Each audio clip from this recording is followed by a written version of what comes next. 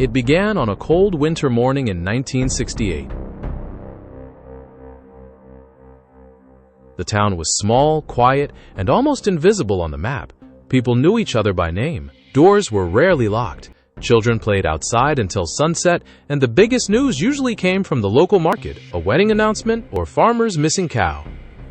But on the morning of January 17th, everything changed. At around 6:30 a.m., a postman named Edward Harris was walking his usual route near an old railway road. The road was narrow, muddy, and surrounded by tall trees. Most people avoided that path during winter because the fog there was thick, almost unnatural.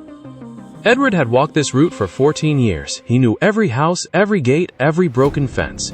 But that morning, he noticed something unusual. Near the edge of the road, half covered by wet leaves, there was a brown leather suitcase. At first, he thought someone had dropped it by mistake, but when he stepped closer, he saw that the suitcase was old, damaged, and locked with two metal clasps. There was no name tag, no address, no sign of who owned it. Edward later told police that he felt something strange before he even touched it. In his own words, he said, "I don't know why, but I felt like I was not supposed to open it." Still, curiosity won.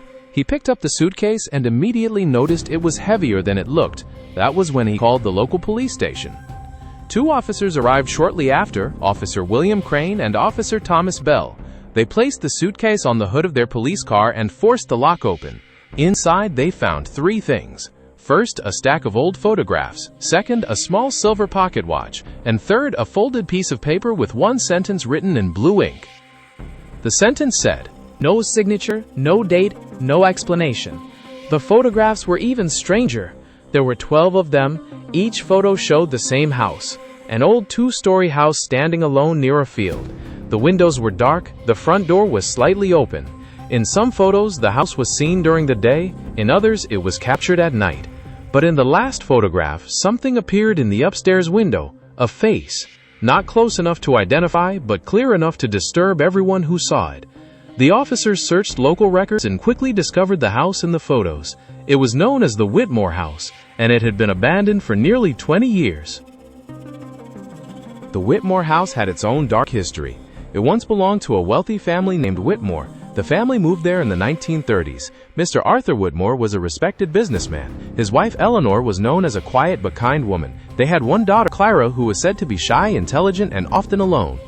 For years, the family lived peacefully. Then, in 1949, something happened. One night, the neighbors reported hearing screams coming from the house. By the time police arrived, the front door was open, dinner was still on the table, and the fireplace was still burning. But the family was gone. Arthur, Eleanor, and Clara Whitmore had disappeared without a trace. There were no signs of forced entry, no blood, no broken furniture, no ransom note. Only one strange detail was found. Every clock inside the house had stopped at exactly 3:17 a.m. The police searched for weeks. The woods were checked, wells were drained, roads were questioned, train stations were contacted. But the Whitmore family was never found. After a few months, the case went cold. The house was locked, the file was archived, and the town slowly stopped speaking about it. Until 1968, when the suitcase appeared. After discovering the photographs, police decided to inspect the Whitmore house again. Officer Crane, Officer Bell, and Detective Harold Mason entered the house later that afternoon. The house was in bad condition. Dust covered the furniture, wallpaper was peeling from the walls, the smell inside was damp and old. But what disturbed them most was not the decay. It was the fact that the house did not look completely abandoned. In the kitchen, they found fresh footprints in the dust. Not old marks, fresh ones. The footprints led from the back door to the staircase. Detective Mason ordered the officers to search the upper floor. As they climbed the stairs, they heard a sound, a slow ticking. Tick, tick, tick. It was coming from Clara Whitmore's old bedroom. When they opened the door, they saw the silver pocket watch lying on the bed. But this was impossible. The same pocket watch had already been found inside the suitcase and taken to the police station. Detective Mason later wrote in his report,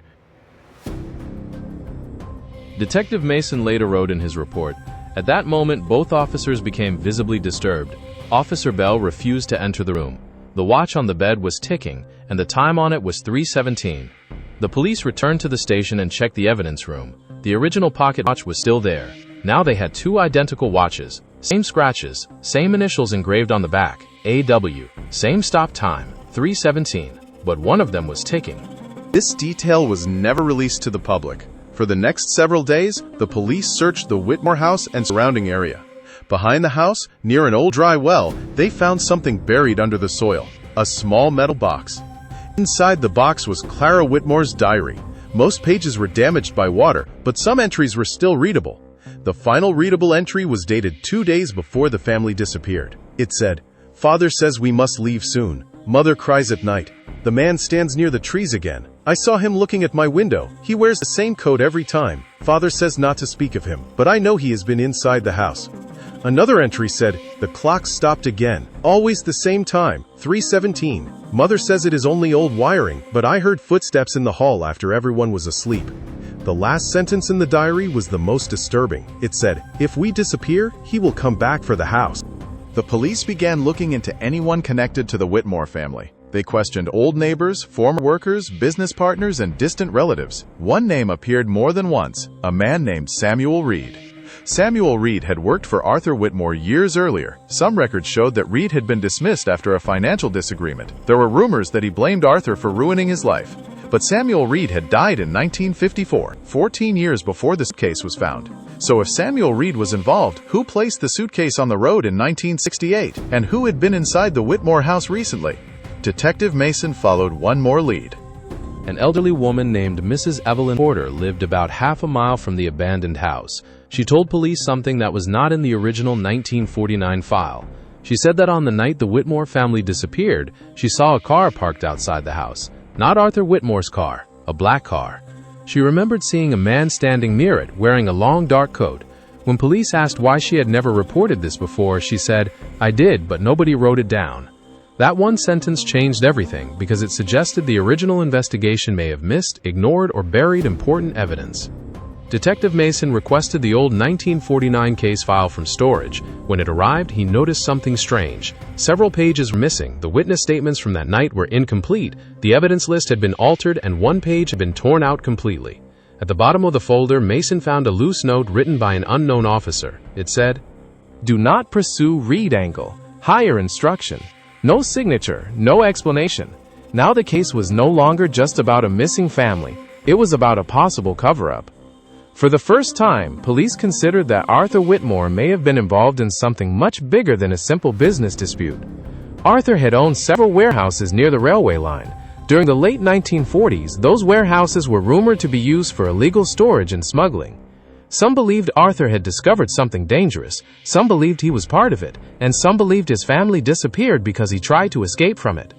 But there was no proof, only fragments. A suitcase, photographs, a diary, 2 pocket watches, and a house that seemed to keep pulling people back. Then came the final incident. On February 3, 1968, Detective Mason returned to the Whitmore house alone. He did not inform his department. According to his own notes, he wanted to check the attic because previous searches had ignored it. At 9:40 p.m., a local farmer saw Mason's police car parked outside the house. At 11:15 p.m., the same farmer heard what sounded like a gunshot. Police arrived just before midnight. Detective Mason was found in the hallway near the staircase. He was alive but badly shaken. His gun had been fired once. When officers asked what happened, Mason kept repeating the same words. He was standing in Clara's room, but there was no one else in the house. The attic door was open. Inside, police found an old wooden trunk. Inside the trunk were clothes belonging to the Whitmore family, several documents, and one photograph. The photograph showed Arthur, Eleanor, and Clara standing outside the house. Behind them, near the trees, stood a man in a long dark coat. His face was blurred. On the back of the photo, someone had written, "He is not Samuel." Detective Mason resigned 2 weeks later. He never spoke publicly about the case again. After that night, the Whitmore case was quietly sealed. The official explanation remained unchanged. The family had disappeared in 1949 under unknown circumstances. The suitcase found in 1968 was labeled unverified evidence. The photographs were placed in storage. The diary was never returned, and the 2 pocket watches were listed as duplicate personal items. But there is one final detail. Years later, when the police archive was moved to a new building, the Whitmore file was reviewed again. The brown leather suitcase was still there. The photographs were still there. The diary was still there, but both pocket watches were missing. No transfer record, no damage report, no theft report. And on the inside cover of the file, someone had written a new sentence in pencil. It said, "He came back again." So what really happened to the Whitmore family? Was Samuel Reed involved? Was Arthur Whitmore hiding something? Was the case covered up by powerful people? Or was the answer something stranger, something that never belonged in a police report? The truth is, we may never know. Because some old files do not give answers. They only leave behind echoes. A road covered in fog, a suitcase without a name, a house with dark windows, a clock stopped at 3:17, and a warning written by someone who may have known the truth. If we disappear, he will come back for the house. This was the rare case file of the Whitmore disappearance, a case closed on paper, but still open in the dark. Remember to follow for more exciting content. Be sure to subscribe to Law and Disorder to uncover even more real cases from history. We hope you enjoyed this deep dive into the Whitmore mystery.